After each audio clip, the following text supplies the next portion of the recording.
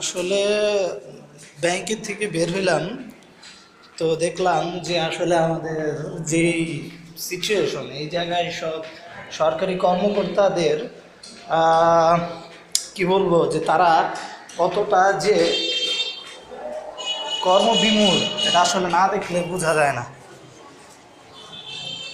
আমি আর কি বলবো এই জায়গায়, যেটা হচ্ছে আমাদের সরকারি ব্যাংকগুলোতে যা হয় আর কি, ওইটাই হয়েছে।